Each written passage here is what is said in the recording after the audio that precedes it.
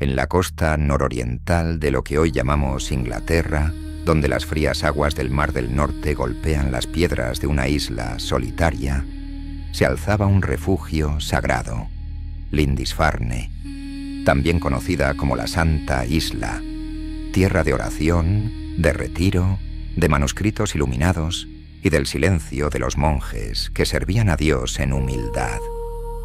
Allí, entre la niebla perpetua y el canto de las aves marinas, los ecos del cristianismo florecían en el límite del mundo conocido. Era el año del Señor 793. Europa dormía en la seguridad que le daban sus santos, sus obispos y sus cruces. Nadie imaginaba lo que estaba por venir. Pero al norte, más allá del horizonte, donde el sol se pone tarde y el hielo nunca se marcha del todo, otros hombres se preparaban, hombres de mar y acero, hombres con hachas y escudos redondos, hombres que no conocían la misericordia. Ellos no venían a rezar. La historia recordaría su llegada como el inicio de una era de sangre y fuego. Para muchos, fue el día en que comenzó la era vikinga. Para los que estaban en Lindisfarne, fue simplemente el fin. Este es el relato del saqueo que estremeció a una civilización y anunció el despertar de un nuevo poder del norte. A finales del siglo VIII, Europa atravesaba una transformación profunda. El cristianismo, una vez perseguido en los márgenes del Imperio Romano, se había convertido en la religión dominante del continente. Reinos, condados y ducados estaban siendo unidos bajo la cruz. Desde Roma hasta el lejano norte de las islas británicas, los obispos y los monjes extendían su fe, fundando iglesias, copiando evangelios y estableciendo monasterios en lugares remotos como testimonio de su devoción. Lindisfarne no era un sitio cualquiera. Fundado alrededor del año 635 por San Aidan, un monje venido desde Iona, era un centro espiritual vital del cristianismo celta anglosajón. Allí, monjes como San Cuthbert vivieron y murieron en santidad, y desde sus muros salieron textos sagrados como los famosos evangelios de Lindisfarne, obras maestras de arte y escritura. La isla se convirtió en faro de luz cristiana en el norte de Inglaterra, adorada por los fieles y respetada por los reyes. Pero fuera de los muros de la iglesia, el mundo era incierto y violento. Los reinos anglosajones estaban fragmentados. Northumbria, el reino al que pertenecía Lindisfarne, era una potencia en declive. Las luchas internas, las guerras entre nobles y los conflictos con sus vecinos minaban su poder. En ese contexto de debilidad, los monasterios, ricos en tesoros, oro y reliquias, eran al mismo tiempo lugares sagrados y objetivos vulnerables. Mientras tanto, al otro lado del mar, en las costas de Escandinavia, una cultura guerrera prosperaba. Noruegos, daneses y suecos vivían en clanes organizados, dirigidos por jefes que respondían al poder de las armas más que a una ley divina. Creían en dioses como Odín, Thor y Freyja, y veneraban el honor, el coraje y la gloria alcanzada en combate. Estos pueblos no conocían todavía el cristianismo ni lo respetaban. Su mundo estaba regido por los ciclos de la naturaleza, el mar y el acero. Eran expertos navegantes, constructores de embarcaciones largas y veloces, capaces de recorrer grandes distancias por mar abierto y de avanzar por ríos angostos, tierra adentro. A medida que sus poblaciones crecían y sus líderes buscaban riqueza y renombre, comenzaron a mirar más allá de sus costas. Las noticias sobre tierras ricas en el oeste, llenas de oro, objetos sagrados y apenas defendidas, despertaron el interés, y Lindisfarne, con sus tesoros espirituales y su aislamiento geográfico, se convirtió en un blanco irresistible. Lo que sucedió en el verano del 793 no fue un accidente. Fue una incursión planificada, audaz y brutal. Un choque entre dos mundos. El comienzo de una nueva era. Era junio del año 793.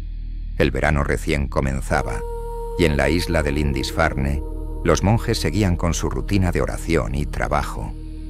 Ajenos al peligro, ignoraban los presagios que algunos ya murmuraban en el continente. Tormentas inusuales, eclipses de sol y visiones celestes. El cronista anglosajón Simeón de Durham escribiría más tarde que se veían rayos terribles y dragones volando en el cielo. Eran señales que muchos interpretaron como augurios divinos. Pero la amenaza no venía del cielo, venía del mar. En la bruma matutina, las siluetas de los barcos comenzaron a perfilarse. Eran veloces, estilizados, como si fueran parte del propio océano. Drakars, navíos vikingos, con sus velas rojas infladas por el viento y sus proas talladas con cabezas de dragón. Se acercaban sin aviso, sin diplomacia, sin piedad. Los monjes no estaban preparados para una defensa. En sus corazones, la oración era su única arma. En sus muros no había torres ni soldados. Cuando los nórdicos desembarcaron en la isla, lo hicieron con rapidez y violencia. Eran hombres endurecidos por el mar, armados con hachas, espadas cortas, lanzas y escudos de madera reforzada. Muchos vestían pieles, cascos de cuero o metal, y miraban con ojos fríos un mundo que no comprendían, pero que sabían explotar. Entraron al monasterio como una tormenta. No hubo negociaciones ni advertencias. Arrasaron las puertas, saquearon altares, rompieron cálices sagrados y robaron cualquier objeto de valor. Los manuscritos fueron profanados, las reliquias arrancadas de sus relicarios. Algunos monjes fueron asesinados en el acto. Otros fueron capturados, encadenados, convertidos en esclavos, y otros más huyeron despavoridos, atravesando las marismas, buscando refugio que pocos encontrarían. Las crónicas hablaron de masacre, de sangre derramada en los pasillos donde antes solo se oía el canto litúrgico, de un lugar consagrado convertido en un infierno de gritos, fuego y acero. Uno de los testimonios más contundentes proviene del monje Alcuino de York, consejero de Carlomagno, quien escribió con horror: «Nunca antes se había visto tal terror en Britania como el que sufrimos por manos de un pueblo pagano. Los santuarios de Dios han sido saqueados. La sangre de los santos ha sido derramada en el altar. El ataque no fue largo.